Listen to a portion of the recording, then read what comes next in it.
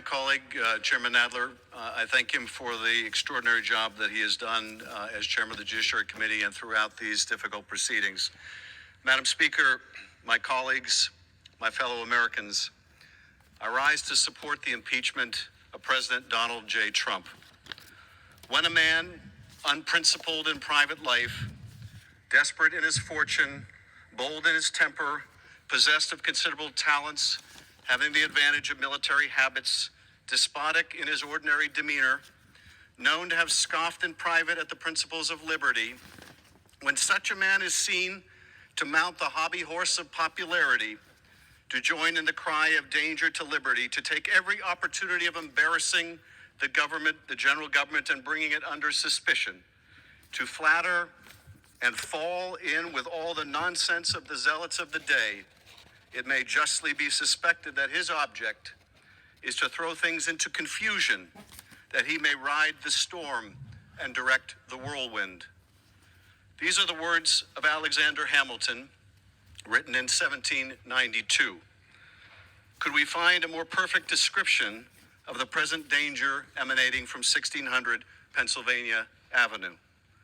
The framers crafted a constitution that contemplated free and fair elections for the highest office in the land, but also afforded the Congress with the power to remove a president who abused the powers of his office for personal gain, who compromised the public trust by betraying our nation's security, or who sought to undermine our democratic system by seeking foreign intervention in the conduct of our elections. I would say that the founders could have little imagined that a single president might have done all of these things, except that the evidence has sadly proved this is exactly what this president has done. Hamilton, among others, seems to have predicted the rise of Donald Trump with a staggering prescience.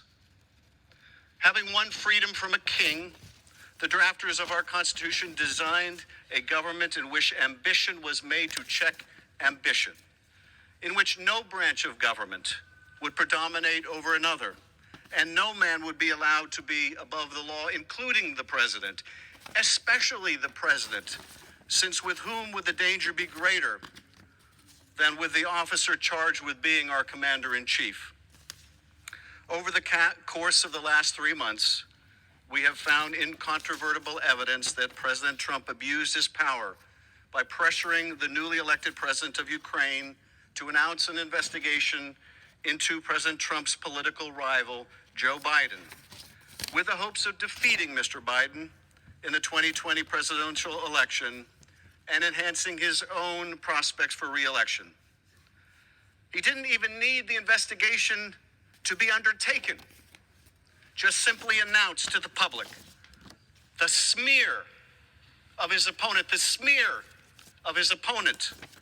would be enough. To effectuate this scheme, President Trump withheld 2 official acts of vital importance to a nation at war with our adversary, Vladimir Putin's Russia. The president withheld a White House meeting that Ukraine desperately sought to bolster its standing on the world stage. And even more perniciously, President Trump suspended hundreds of millions of dollars of military aid approved by this Congress to coerce Ukraine into doing his electoral dirty work. The President of the United States was willing to sacrifice our national security by withholding support for a critical strategic partner at war in order to improve his re-election prospects. But for the courage of someone willing to blow the whistle, he would have gotten away with it. Instead, he got caught. He tried to cheat, and he got caught. Now, this wasn't the first time.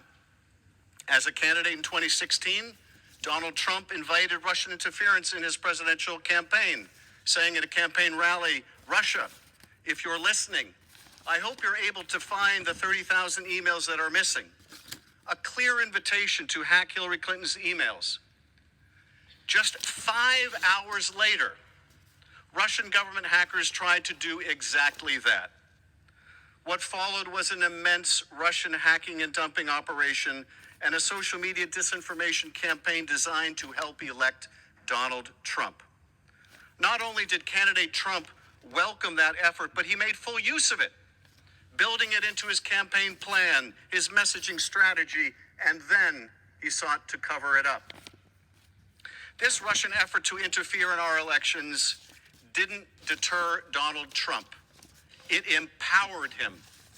The day after Special Counsel Bob Mueller testified before Congress about Russia's sweeping and systemic effort to influence the outcome of our last election, the day after President Trump believed that the investigation into his first electoral misconduct had come to an end, the president was back on the phone urging yet another country, this time Ukraine, to help him cheat in another election.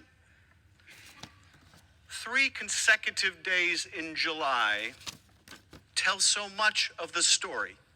3 consecutive days in July of 2019.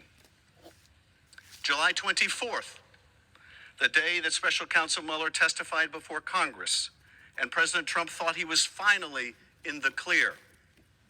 July 25th, the day that President Trump got on the phone with the Ukrainian president, and in the context of a discussion about military support for that embattled nation that the president had recently frozen, said, "I would like you to do us a favor, though," and asked Ukraine to do 2 investigations to help his re-election efforts in 2020.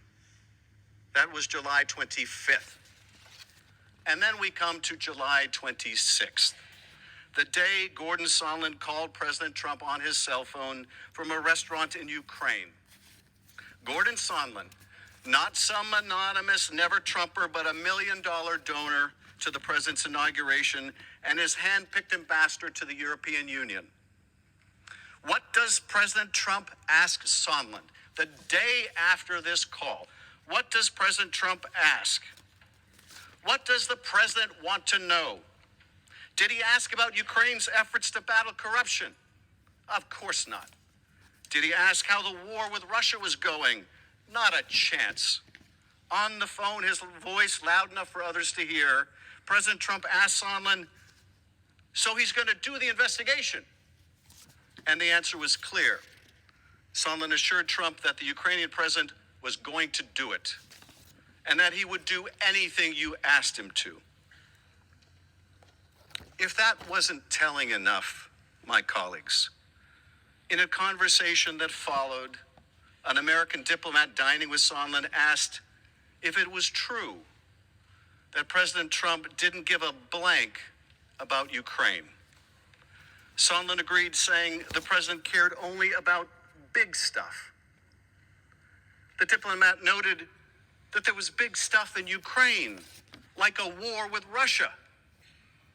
And Sondland replied that the president cared only about big stuff that benefits him personally, like the Biden investigation that Mr. Giuliani was pushing. In that short conversation, we learned everything we need to know about the 45th president of the United States. He doesn't care about Ukraine or the impact on our national security caused by withholding military aid to that country fighting for its democratic life. All that matters to this president is what affects him personally, an investigation into his political rival and a chance to cheat in the next election. As Professor Gerhardt testified before the Judiciary Committee 2 weeks ago, if what we're talking about is not impeachable, then nothing is impeachable. Even as this body uncovered the facts of this Ukraine scheme, even as we opened an impeachment inquiry, even as we gathered evidence, President Trump continued his efforts to seek foreign help in the next election. Well, I would think, he said from the White House lawn on October 3rd, that if they're being honest about it, they'd start a major investigation into the Bidens. It's a very simple answer, he said. And he made it clear it's an open invitation to other nations as well, saying China should start an investigation into the Bidens, too. President Trump sent his chief of staff to the White House podium, and he told the world that, of course, they had linked aid to investigations, and that we should just get over it. And even as these articles have made their way to this House floor, the president's personal attorney has continued pursuing these sham investigations on behalf of his client, the president. The president and his men plot on. The danger persists. The risk is real. Our democracy is at peril.